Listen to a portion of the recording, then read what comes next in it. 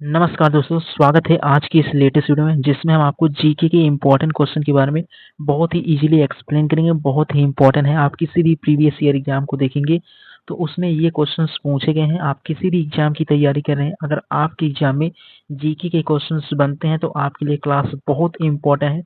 तो शुरुआत करते हैं आज के पहले क्वेश्चन के साथ। बस आपका फोकस 100% अगर आपका सामने रहेगा तो आप बहुत इजीली उस टॉपिक को समझ जाएंगे। बहुत इम्पोर्टेंट है।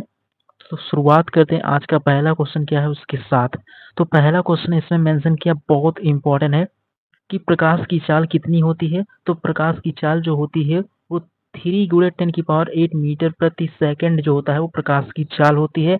अगर बात करें जो प्रकाश की चाल सबसे अधिकतम कहाँ पर होती है, तो प्रकाश की चाल जो सबसे अधिकतम होती है वो निर्वात में होती है। और कहाँ पर होती है, सबसे अधिक होती है प्रकाश की चाल तो आपका निर्वात में होता है। बहुत इंपॉर्टेंट है। सीधे किसी भी प्रीवियस ईयर एग्जाम में देखेंगे तो क्वेश्चंस मेंशन होंगे। एंड अगले क्वेश्चन पर बढ़ते हैं। तो अगला क्वेश्चन यहाँ पर पूछ रहा है आपसे कि द्रव्यमान और भार में क्या अंतर होता है। तो आपका द्रव्यमान पूछ रहा है, यानी कि जो आपका द्रव्यमान होता है और भार में क्या अंतर होता है। तो ये भी बहुत ही इजी क्वेश्चन है। अगर द्रव्यमान के बारे में बात करें तो द्रव्यमान क्या होता है, किसी चीज का मास होता है। तो द्रव्यमान वस्तु की मात्रा होता है। ये आप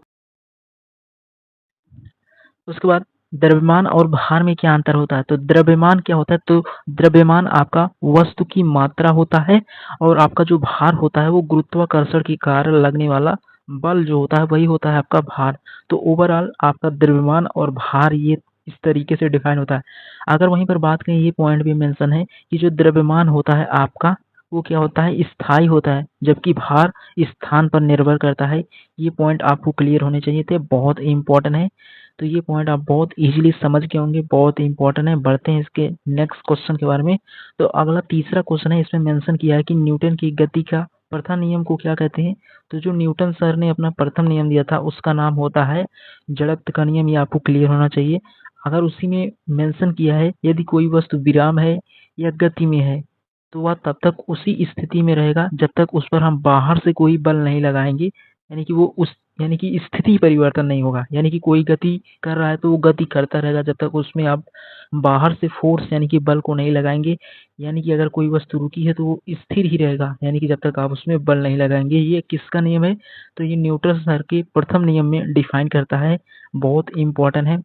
उसी प्रकार अगले क्वेश्चन पर बढ़ते हैं। तो अगला क्वेश्चन है, इसमें बोला है कि कार्य का जो मात्रक होता है वो आपका जूल होता है। अगर एक जूल के बारे में बात करें तो जो आपका एक जूल होता है वो 1 न्यूटन × 1 मीटर का सम होता है। एक जूल यानी कि 1 न्यूटन और 1 मीटर से ही 1 जूल का निर्माण होता है। ये आपको क्लियर होना चाहिए, बहुत इंपॉर्टेंट है। इस तरीके के पॉइंट को मेंशन करते हैं एग्जाम में तो सीधे एग्जाम में क्वेश्चन बनेगा कि जो आपका 1 जूल होता है वो 1 न्यूटन और 1 मीटर का निर्माण करता है, 1 जूल का। और कार्य का मात्रक आपका जूल होता है। ये आपको क्लियर हो गया होगा। तो ओवरऑल इस तरीके से 4 क्वेश्चन थे जो बहुत इजीली आप समझ गए। तो इस तरीके से ओवरऑल आप यहाँ तक सभी क्वेश्चन को बहुत इजीली समझ गए होंगे, बहुत इंपॉर्टेंट है। तो इसी तरीके से सिंपली आपकी एग्जाम में भी क्वेश्चंस बनेंगे, बहुत इंपॉर्टेंट है। तो बढ़ते हैं नेक्स्ट क्वेश्चन पर। तो अगला आता है कि ऊष्मा का एसआई मात्रक क्या होता है। तो ऊष्मा का जो एसआई मात्रक होता है वो आपका जूल होता है। अगर जूल के बारे में बात करें तो जूल जो होता है ऊष्मा का, यानी कि ऊष्मा जो होती है वो ऊर्जा का भी क्या होता है, मात्रक होता है। यहाँ पर ये भी मेंशन किया है। वहीं पर अगर बात करें ऊर्जा संरक्षण का नियम क्या होता है, तो ये बहुत इंपॉर्टेंट है। तो ऊर्जा संरक्षण के नियम से हम यह कह सकते हैं कि जो ऊर्जा होती है ऊर्जा को आप ना उत्पन्न किया जा सकता है और ना ही नष्ट किया जा सकता है। यानी कि जो ऊर्जा है उसको आप ना उत्पन्न कर पाएंगे ना ही नष्ट कर पाएंगे। केवल आप ऊर्जा को एक रूप से दूसरे रूप में बदल सकते हैं, ये यहाँ पर मेंशन किया है। और ये ऊर्जा एक रूप से दूसरे रूप में किस तरीके से परिवर्तित होती है, ये समझने के पॉइंट ऑफ व्यू से है कि एक रूप से जो दूसरे रूप में परिवर्तित होता है वो किस कारण होता है। तो जैसे आप देखते होंगे जो आपके बांध होते हैं वहां पर जो आपके यानी कि जो बांध होते हैं वो नदी के पानी को रोकने के लिए करते हैं। तो वहां पर स्थितिज ऊर्जा होती है। जब आप उसको खोलेंगे तो वहां पर पानी तो पहले स्थिर था, जैसे ही खोलेगा तो वहां पर पानी बहुत तीव्र गति से चलने लगेगा। तो यानी कि एक रूप से वो दूसरे रूप में परिवर्तित हो गया या बदल गया। यानी कि पहले वो रुका था, एकदम स्थिर था, लेकिन जैसे ही खोले बांध को तो अपनी गति से एक रूप से दूसरे रूप में परिवर्तित हो गया, यानी कि पहले वो स्थिर था, बाद में उसमें गति आ गई। तो इसी तरीके से ऊर्जा क्या होता है और ऊर्जा को आप ना ही उत्पन्न कर सकते हैं, ना ही नष्ट कर सकते हैं, केवल एक रूप से दूसरे रूप में आप परिवर्तित करते हैं। और भौतिक एक मौलिक नियम है, यानी कि यह भौतिक का एक मौलिक नियम है। यहाँ पर ये भी पॉइंट को मेंशन किया है। तो उम्मीद करता हूँ आप 6 क्वेश्चन को बहुत इजीली समझ गए होंगे, बहुत इंपॉर्टेंट है। एंड उसके आगे बात करें अगले क्वेश्चन के बारे में, तो अगला है यहाँ पर मेंशन किया है कि विद्युत धारा का मात्रक क्या होता है। तो विद्युत धारा जो होता है उसका मात्रक आपका एम्पियर होता है। अगर 1 एम्पियर के बारे में बात करें तो 1 कूलम्ब प्रति सेकंड होता है। ये आपको क्लियर होना चाहिए। एंड उसी प्रकार 8वें क्वेश्चन पे बात करें तो ये भी आपका प्रीवियस ईयर एग्जाम में आया हुआ क्वेश्चन है, जिसमें बोल रहा है कि दर्पण में बनने वाली छवि वर्चुअल होती है या वास्तविक। तो ये किस तरीके से पता चलता है, तो ये कौन से दर्पण में क्लियर होता है, तो आपका ये समतल दर्पण में इसकी छवि कैसी होती है, वर्चुअल होती है और वह सामने दिखती है लेकिन वास्तविक नहीं होती है। कौन से दर्पण में, तो आपका जो समतल दर्पण होता है उसमें जो छवि होगी वो वर्चुअल होगी और सामने दिखती है लेकिन वास्तविक नहीं होती है। ये पॉइंट भी यहाँ पर मेंशन किया है। तो बहुत इंपॉर्टेंट क्वेश्चन था, ये भी आप बहुत इजीली समझ गए होंगे। एंड उसके आगे बात करते हैं, तो ये 9th क्वेश्चन तो आपका बहुत इंपॉर्टेंट, आप किसी भी प्रीवियस ईयर एग्जाम में देखेंगे, चाहे वो आपका एसएससी का हो, जहाँ भी जीके बनता होगा उस एग्जाम के पॉइंट ऑफ से इम्पोर्टेंट है। तो इसमें मेंशन किया क्या कि जो परावर्तन का नियम होता है वो क्या कहता है। तो आप लाइट वाले चैप्टर में इसको बहुत इजीली पढ़े होंगे, आप इसको 10th क्लास से ही पढ़ते हैं, बहुत इंपॉर्टेंट है। तो इसमें मेंशन किया है परावर्तन का नियम क्या होता है। तो इसमें जो आपतन कोण होता है और परावर्तन कोण एक दूसरे के समान होते हैं और प्रकाश समान माध्यम में ही क्या होता है, परावर्तित होता है।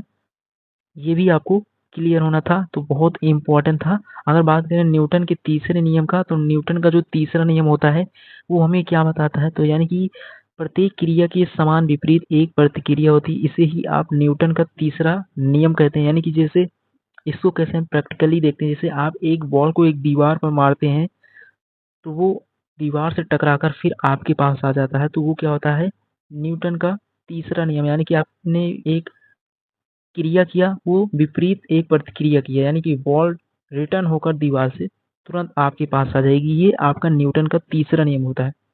और यहाँ पर मेंशन किया है कि जो फोर्स होते हैं हमेशा जोड़े में क्या, यानी कि जो आपका बल होगा हमेशा जोड़े में कार्य करते हैं। ये भी आपको क्लियर होना चाहिए। तो उम्मीद करता हूँ आप 10 क्वेश्चन को बहुत इजीली समझ गए होंगे, बहुत इंपॉर्टेंट है। अगर आपको फिर भी कोई डाउट हो तो कमेंट बॉक्स में पूछ सकते हैं, बहुत इंपॉर्टेंट है। इसी तरीके से आपकी प्रीवियस ईयर एग्जाम में क्वेश्चंस बनते हैं। आप किसी भी एग्जाम को देखेंगे, चाहे वो आपका आरआरबी एएलपी का हो या किसी और एग्जाम जहाँ भी जीके बनता होगा, तो उनकी एग्जाम के पॉइंट ऑफ व्यू से इम्पोर्टेंट है। चाहे वो आपका यूपीपी का एग्जाम हो या आप किसी भी प्रीवियस ईयर एग्जाम को देखेंगे जिसमें जीके बनता होगा, उनकी एग्जाम के पॉइंट ऑफ व्यू से बहुत इंपॉर्टेंट है। बस फोकस आपका हमेशा सामने रहेगा तो आप बहुत इजीली समझ जाएंगे। एंड उसके आगे बात करते हैं, एसआई प्रणाली में दाब का मात्रक क्या होता है। तो जो दाब होता है वहाँ पर एसआई में इसका होता है पास्कल। अगर 1 पास्कल के बारे में बात करें तो 1 पास्कल आपका 1 न्यूटन प्रति मीटर स्क्वायर होता है। ये आपको क्लियर होना चाहिए, बहुत इंपॉर्टेंट है। तो इसी तरीके से क्वेश्चंस बनेंगे। या ध्वनि की गति वाई में कितनी होती है, तो जो ध्वनि की गति होती है वाई में 300, यानी कि जो ध्वनि की गति होगी वाई में वो 343 मीटर प्रति सेकंड होता है, जिसे आप 20 डिग्री सेल्सियस भी कह सकते हैं। ये आपको क्लियर होना चाहिए, बहुत इंपॉर्टेंट है। और गति तापमान पर निर्भर करता है, यानी कि जो आपकी गति होगी वो किस पर निर्भर करता है, वो टेम्परेचर यानी कि तापमान पर भी निर्भर करता है। और ये क्लियर होना चाहिए कि ध्वनि की गति वायु में कितनी होती है, 343 मीटर प्रति सेकंड या 20 डिग्री सेल्सियस होती है। और जो तापमान होता है यानी कि जो गति होगी वो तापमान पर भी डिपेंड करती है। ये पॉइंट भी यहाँ पर मेंशन किया है, बहुत इंपॉर्टेंट है। तो ओवरऑल सभी पॉइंट को आप बहुत इजीली समझ गए होंगे। 343 मीटर प्रति सेकंड क्या होती है, ध्वनि की गति वायु में होती है और जो आपका गति होता है वो तापमान पर भी डिपेंड करता है। तो ओवरऑल इस तरीके से आप इन पोर्शन को भी बहुत इजीली समझ गए होंगे, बहुत इंपॉर्टेंट है। एंड उसके आगे बढ़ते हैं कि दर्पण में कौन सी छवि होती है। तो दर्पण में आपका सीधा छवि होता है, बराबर आकार में, उल्टी नहीं होती है। यानी कि जो आपकी दर्पण में कौन सी छवि होती है तो सीधा होगा, बराबर आकार की और उल्टी नहीं होती है। ये आपको क्लियर होना चाहिए, बहुत इंपॉर्टेंट क्वेश्चन है, फिजिक्स की क्वेश्चन है। बहुत इम्पोर्टेंट है। तो इस तरीके से इसमें जो होता है वो पॉइंट्स मेंशन है, लेकिन वह दर्पण से उतनी ही दूरी पर होता है जितनी वस्तु होती है, यानी कि जितना की वस्तु होगा दर्पण में उतनी ही दूरी पर होगी। तो इस तरीके से ये भी पॉइंट बहुत इंपॉर्टेंट है। उसके बाद बल का जो मात्रक होता है ये भी बहुत इम्पोर्टेंट क्वेश्चन है, बहुत इजी क्वेश्चन है। जो बल का मात्रक होता है वो न्यूटन होता है, जिसको आप कैपिटल एन से निरूपित करते हैं। तो आपका जो 1 न्यूटन होता है ये किसके बराबर होता है? तो आपका 1 न्यूटन 1 किलोग्राम मीटर प्रति सेकंड स्क्वायर के बराबर होता है। जहाँ पर आप इसकी अगर डायमेंशन को कैलकुलेट करना चाहेंगे तो ml टी की पावर -2 हो जाएगा, क्योंकि जो आपका सेकंड है वो आपका हर में है।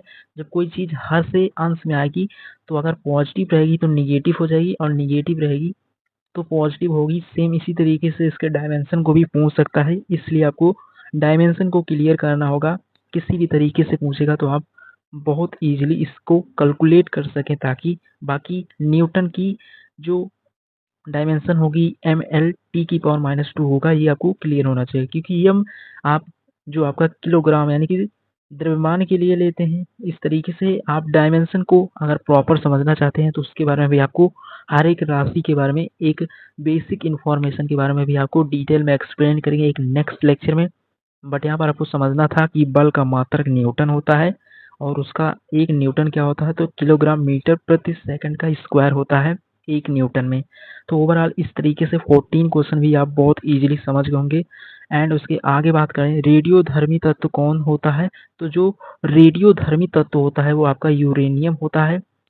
यानी कि यूरेनियम एक ऐसा तत्व है जो रेडियोधर्मी तत्व होता है या विखंडन द्वारा ऊर्जा देता है, यानी कि इसका जब आप विखंडन करेंगे तो ऊर्जा देता है। ये बहुत इंपॉर्टेंट है।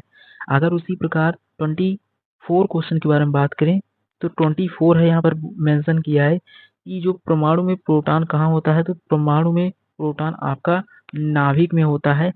तो इस तरीके से आप ये क्वेश्चन भी बहुत इजीली समझ गए होंगे, बहुत इंपॉर्टेंट है। तो उम्मीद करता हूँ आप इससे प्रीवियस वाले क्वेश्चन को बहुत इजीली समझ गए होंगे, बहुत इंपॉर्टेंट है। तो इस तरीके से आज के इस लेक्चर में आपको यहाँ तक सभी पॉइंट बहुत इजीली समझ में आ गए होंगे, बहुत इंपॉर्टेंट है। मिलेंगे नेक्स्ट लेक्चर में जहाँ पर इसके आगे एक नए टॉपिक के बारे में आपको कंप्लीट डिटेल में एक्सप्लेन करेंगे। अगर आपको फिर भी कोई डाउट हो तो कमेंट बॉक्स में पूछ सकते हैं। ये क्वेश्चंस बहुत इंपॉर्टेंट है, जहाँ पर हमने केवल आपको 14 क्वेश्चन के बारे में कंप्लीट डिटेल में डिस्कस किया है, बहुत इंपॉर्टेंट है। इसी तरीके से आपके एग्जाम में भी क्वेश्चन बनेंगे, बहुत इंपॉर्टेंट है। तो मिलेंगे नेक्स्ट लेक्चर में जहाँ पर इसके आगे एक नए टॉपिक के बारे में आपको कंप्लीट डिटेल। तो उम्मीद करता हूँ आज के सभी क्वेश्चन को बहुत इजीली समझ गए होंगे, बहुत इंपॉर्टेंट है, जिसमें हर एक तरीके के क्वेश्चंस थे, जिसमें आपकी जो फिजिक्स के क्वेश्चन थे वो बहुत इंपॉर्टेंट है। तो इस तरीके से फिजिक्स के क्वेश्चन है जो बनते हैं हर एक एग्जाम में, आपको क्लियर होना चाहिए। अगर आपको फिर भी कोई डाउट हो तो कमेंट बॉक्स में पूछ सकते हैं, बहुत इंपॉर्टेंट है। तो यहाँ पर मेंशन किया भी था कि जो बल का मात्रा क्या होता है, उसकी डायमेंशंस हर एक के बारे में हमने फुल आपको एक्सप्लेन किया। अगर आपको फिर भी कोई डाउट हो तो कमेंट बॉक्स में पूछ सकते हैं। मिलेंगे नेक्स्ट लेक्चर में जहाँ पर इसके आगे एक नए टॉपिक के बारे में आपको